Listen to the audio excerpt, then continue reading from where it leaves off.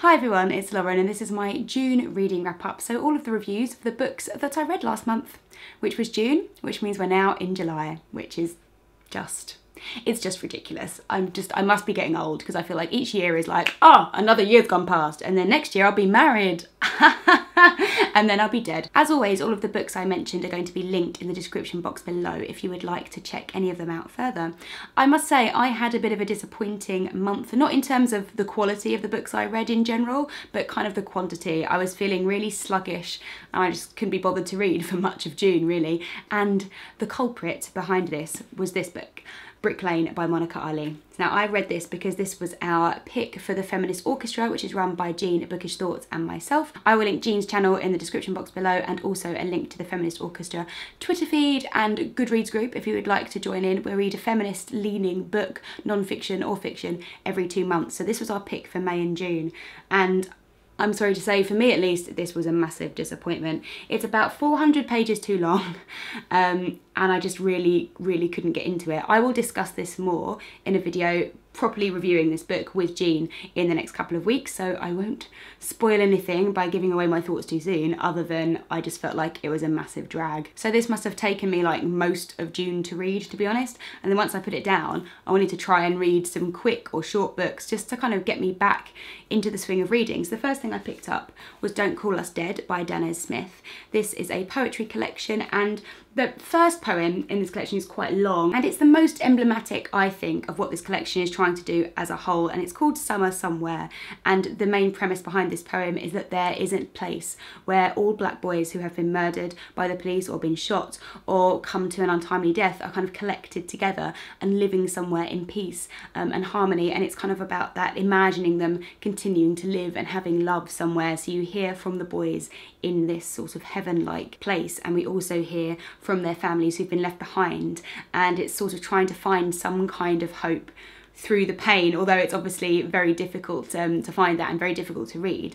The rest of the collection does focus on on pain, really. I feel like this is a very raw and emotional collection, and all of the poems as a whole do sort of feel like this this expenditure of pain from Danez Smith. So he's talking about growing up black and the racism he has to deal with. He talks about being gay, and he talks about being HIV positive and dealing with that diagnosis and what that means for his own relationship with his body and then his relationship with others like family and future lovers. It's very vivid, very confronting for you as a reader, and also very open in sort of the scale of his pain and his anger and his suffering and all of these different facets of his life. And it's a very sort of raw and honest look at the darker side of his psyche. It's a very emotional and very challenging read, actually. Not in terms of the structure of the poems, just more in terms of the subject matter. The different structures of the poems are very fluid and kind of very free. He uses lots of different techniques, which I think is interesting, especially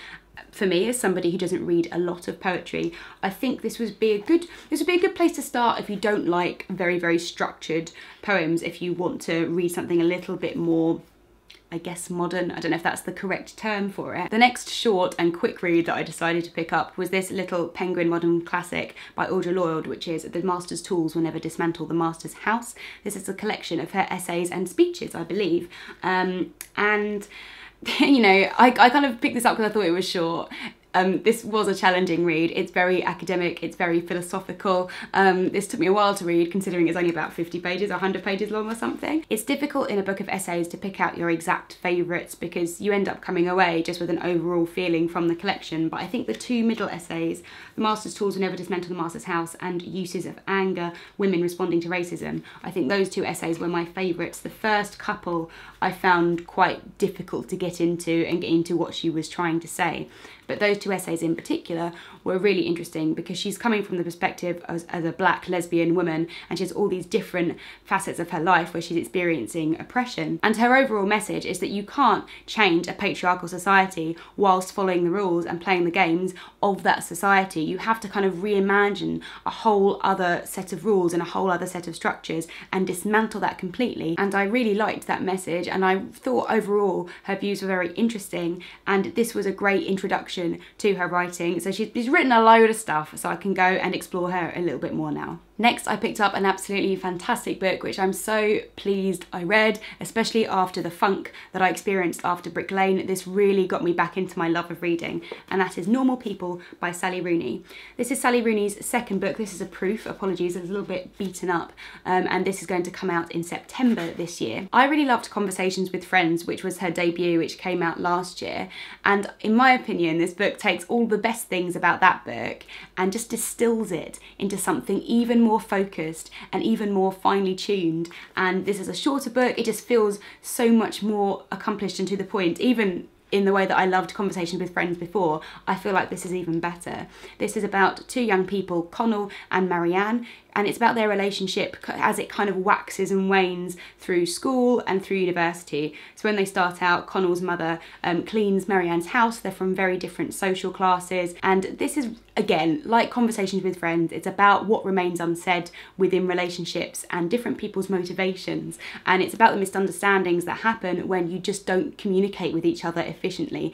And you just get the sense between Connell and Marianne that a lot of things could be avoided if they could just be a little bit more vulnerable with each other and communicate their feelings better. But that's not what life is like. And what I really love about Sally Rooney's plots and how she deals with her characters is that it feels so true to life, and you're just getting so frustrated with these characters and you want them to get together and achieve their goals. But she doesn't quite let that happen, and she gives you a conclusion and something which kind of feels satisfying, which I've found with both this and Conversations with Friends, but it's also realistic and people repeat the same mistakes. As I said, this isn't out yet. It comes out in September. I don't know what the cover is going to look like, but I would highly recommend getting your hands on a copy of this when it does come out. And finally, another really fun read that I'm so pleased that I picked up, and that was Ruby Fruit Jungle by Rita Mae Brown.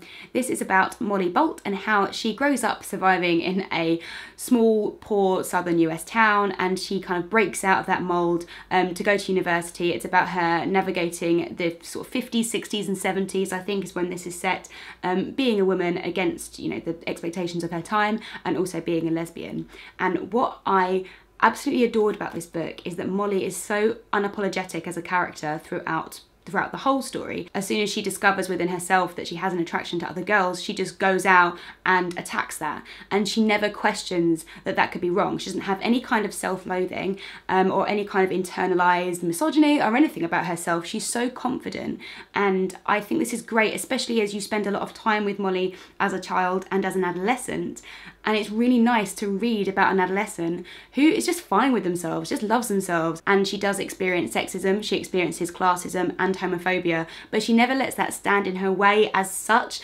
She's not able to succeed within the society as much as a straight white man would be able to, but she doesn't let that hold her back in terms of if other people have a problem with her, then that's their problem. She never thinks that being gay for a minute could be wrong, and she completely backs herself to achieve, and she keeps trying even though she experiences considerable setbacks in her time.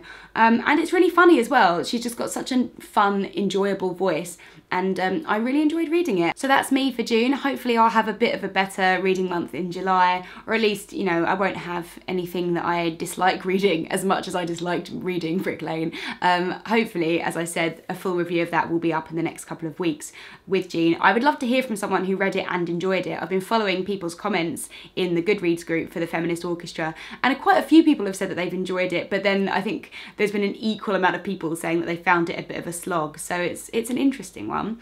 In general, I'd like to hear from you. If you've read any of these books already, I'd love to discuss them more with you in the comments, and let me know what you've been reading in June. Let me know how your June's been. How's the first half of your year been? How about that? We've had the longest day of the year already, haven't we? So it's basically winter. It's all downhill from here. So I hope you're well, and I will see you in my next video. Bye.